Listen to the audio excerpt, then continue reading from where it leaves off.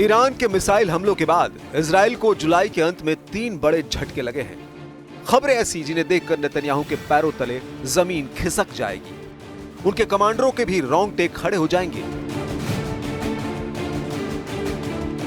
Israel में हुआ है एक ऐसा जासूसी कांड जिसने नेतन्याहू और उनके पूरे वॉर कैबिनेट को हिला कर रख दिया है।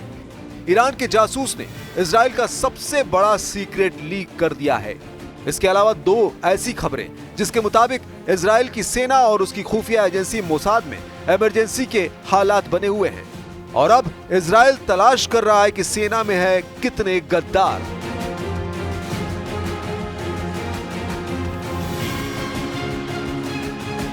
नेतन्याहू को परेशान करने वाली सबसे बड़ी खबर, ईरान में जन्मे एक इजरायली नागरिक ने नेतन्याहू को धोखा दिया है। उसने खामेनेई के कमांडरों तक इजराइल की खुफिया जानकारी लीक कर दी है। ईरान को इजराइल के बड़े वॉर प्लान का सीक्रेट पता चल गया है। सवाल है कि क्या नेतन्याहू ने अपने आस्तीन में सांप पाले हुए हैं और मोसाद उनको पकड़ने में पूरी तरह फेल साबित हो रहा है। दूसरी बड़ी खबर, नेतन्याहू की सबसे खतरनाक फोर्स में से एक नहाल ब्रिगेड के 4 सैनिकों ने गाजा में लड़ने से इनकार कर दिया है और उसके बाद इजराइल की सेना को उन्हें बर्खास्त करना पड़ा है। तीसरी बड़ी खबर, गाजा के खान यूनुस में इजराइल की सेना पर फिर हमला हुआ है। हमास के एंटी टैंक दस्ते ने एक बख्तरबंद गाड़ी को उड़ा डाला। इस हमले में गोलानी ब्रिगेड के एक अफसर और एक सैनिक की मौत हुई है। खान यूनुस में क्या हुआ, इसका वीडियो हमास ने जारी किया है। इस वीडियो में देखिए, हमास के एंटी टैंक दस्ते का एक लड़ाका अचानक सुरंग से बाहर निकलता है। उसके हाथ में विस्फोटक है और फिर वो इजराइल की बख्तरबंद गाड़ियों की तरफ बढ़ता है। ये इजराइल की नेमर बख्तरबंद गाड़ी है। हमास का लड़ाका विस्फोटक को एक्टिव करता है और फिर उसे नेमर के खुले हुए हैच में डाल देता है। जब तक वो पीछे पलटकर भागता है तभी एक धमाका होता है। इस हमले में इजराइल की गोलानी ब्रिगेड के एक अफसर और एक सैनिक की मौत हुई है, जबकि एक सैनिक बहुत बुरी तरह जख्मी हुआ है। खान यूनुस का इलाका अब हमास का हंटिंग ग्राउंड बन चुका है और यहाँ इजराइल की फौज जूझती हुई नजर आ रही है। आगे की खबर तो नेतन्याहू को और ज्यादा परेशान कर देगी, क्योंकि इजराइल के एक नागरिक ने नेतन्याहू के वॉर प्लान में पलीता लगा दिया है और इसे मोसाद और नेतन्याहू के युद्ध की तैयारियों को बहुत बड़ा झटका माना जा रहा है। इजराइल में ईरान का जासूस पकड़ा गया है जो इजराइल का ही नागरिक है, लेकिन इसकी पहचान गुप्त रखी जा रही है। इजराइल की मीडिया में छपी खबर के मुताबिक ईरान के इस जासूस ने तेहरान में ये जानकारी मई 2025 में ही पहुंचा दी थी कि इजराइल ईरान पर हमला करने वाला है।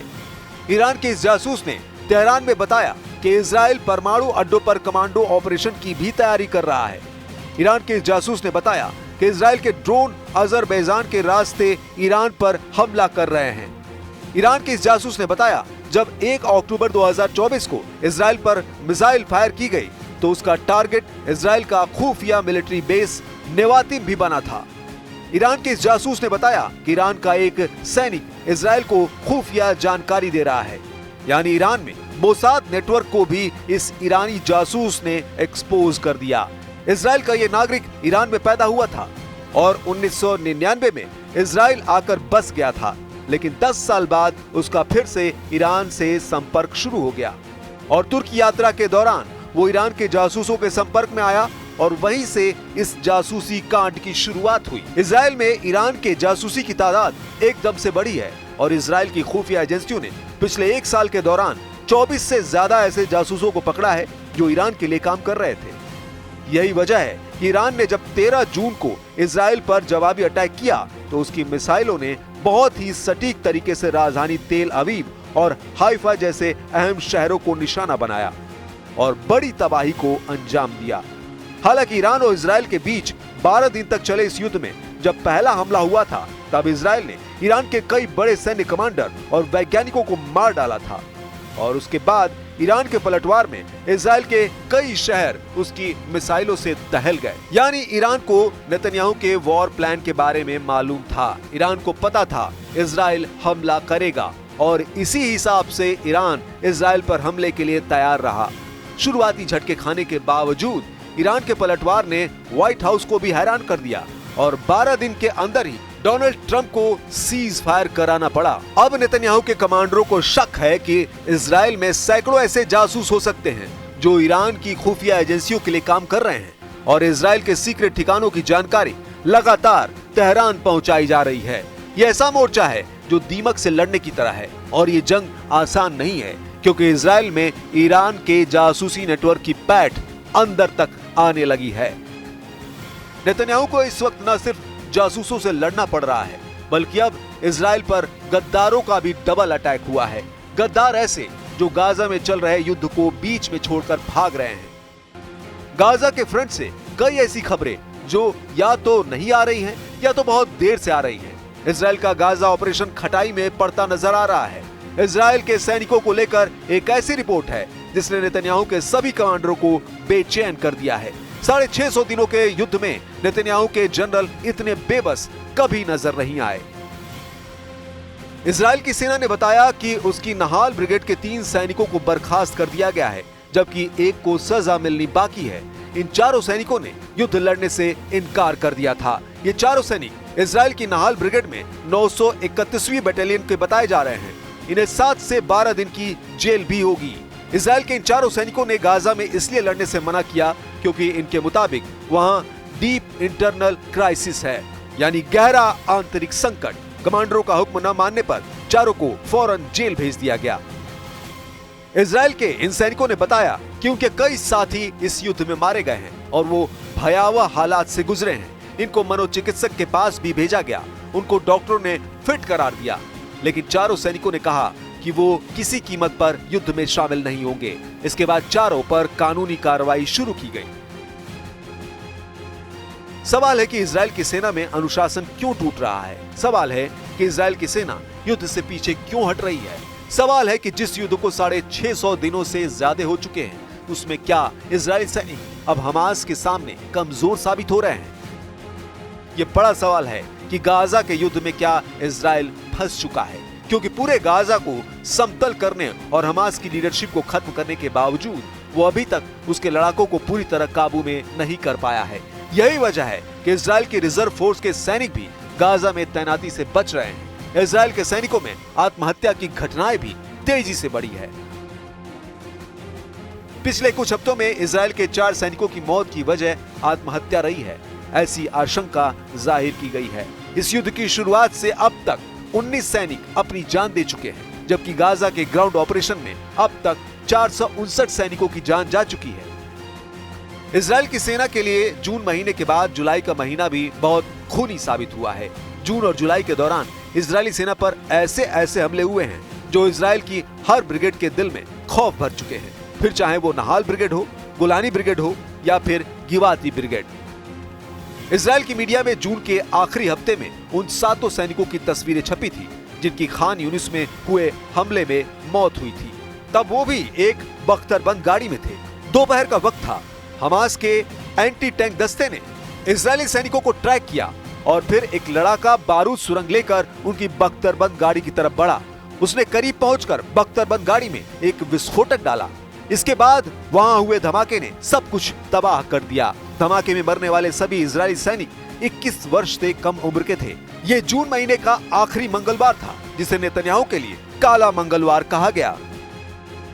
हमास के इस तरह के हमलों ने इजरायली सेना के पावर सेंटर में तहलका मचा दिया है। ऐसे हमले लगातार तेज हो रहे हैं। कोशिश है कि नेतन्याहू की फौज में नया डर पैदा किया जा सके। ऐसे धमाकों में न सिर्फ इजराइल का टैंक फट रहा है, बल्कि इजरायली सेना की ताकत वाली छवि भी चकनाचूर हो रही है। अब तक गाजा में इजराइल की बमबारी से 59,000 लोग मारे जा चुके हैं। इजराइल का दावा है कि इसमें 20,000 हमास के लड़ाके थे। वहीं गाजा में ऑपरेशन के दौरान इजराइल के अब तक 459 सैनिक मारे जा चुके हैं। गाजा में इजराइल की सेना पर हमले तेज हो रहे हैं। गाजा में इजराइल की सबसे खतरनाक मशीन यानी उसके टैंक और बख्तरबंद गाड़ी आसान टारगेट बन रहे हैं, क्योंकि हमास के एंटी टैंक दस्ते अब भी गाजा में कई जगह एक्टिव हैं। लगातार हमलों के बीच नेतन्याहू भी बहुत ज्यादा प्रेशर में है, क्योंकि बहुत से बंधक अब भी हमास के कब्जे में हैं। पूरे गाजा में ग्राउंड ऑपरेशन चलाने के बावजूद उनको छुड़ाना आसान साबित नहीं हो रहा है। इसलिए साफ नजर आ रहा है कि अब नेतन्याहू किसी तरह की डील में ट्रंप की भूमिका चाहते हैं, जो उन्हें गाजा जैसे बैटल फ्रंट से बिना किसी दाग के साथ बाहर निकाल सके। लेकिन डोनाल्ड ट्रंप ने गाजा को लेकर नेतन्याहू को खरी खरी सुना दी है। ट्रंप का मैसेज साफ है कि गाजा में भूख वाले संकट को रोका जाए। We're going to be getting some good strong food. We can save a lot of people. I mean, some of those kids that's real starvation stuff. I see it, and you can't fake that. So we're going to be even more involved. We did some airlifts before, some airdrops, and the people are running for it. And the Prime Minister is going to help us. They're very effective with that. You've done that before. Israel और Hamas के बीच 650 दिन का युद्ध हो चुका है और लगातार जारी है। इस दौरान गाजा में मौत नाच रही है। खंडहरों और कंक्रीट की तहस नहस हो चुकी बस्ती में कब, कहां और कितना बड़ा बम गिरेगा, ये सिर्फ नेतन्याहू जानते हैं। सैकड़ों किलो का बम गिरता है और फिर होता है हाहाकार। 12 महीनों का युद्ध और अब तक 59,000 लोगों की मौत। गाजा में मौत का मीटर चलता जा रहा है। इजराइल का ग्राउंड ऑपरेशन। 59,000 लोगों की मौत के साथ सवाल है कि इस युद्ध को जीत कौन रहा है। गाजा में हालात बहुत ज्यादा खराब हैं। वहां लाखों लोगों के सामने भूख का संकट है। खाना मिलना मुश्किल हो रहा है और इजराइल की बमबारी के साथ साथ यहां पर भूखमरी से मरने का खौफ बढ़ता जा रहा है। बमबारी आज भी जारी है। युद्ध के शोले अब तक भड़क रहे हैं। गाजा की सड़कें और मोहल्ले अब मलबे का मैदान बन चुकी हैं। गाजा का मोर्चा एक्टिव है। गाजा में इजराइल और हमास का युद्ध और हजारों लोगों की मौत पर कुछ दिन तक ईरान इजराइल के युद्ध ने पर्दा डाल दिया था, लेकिन अब इस फ्रंट की तस्वीरों ने फिर से दुनिया में हाहाकार मचाना शुरू कर दिया है। नेतन्याहू ने डोनाल्ड ट्रंप की तरफ से लागू किए गए सीज फायर के बाद ईरान युद्ध पर भले ही ब्रेक लगा दी हो, लेकिन जंग अब भी उनके सिर के चारों तरफ घूम रही है। हमास के कब्जे में 23 बंधकों को लेकर नेतन्याहू अब भी दबाव में है। वो जानते हैं कि अगर उनका युद्ध तेज हुआ तो बाकी बचे बंधकों को बचाना मुश्किल हो जाएगा। नेतन्याहू का ईरान के साथ सीज फायर जारी है, लेकिन ईरान और इजराइल के बीच युद्ध विराम कब तक रहेगा, इसका खतरा बना हुआ है। लेकिन युद्ध का खौफ अब उस लेवल पर पहुंच चुका है जहां से नेतन्याहू या डोनाल्ड ट्रंप दोनों उसे कंट्रोल नहीं कर पाएंगे।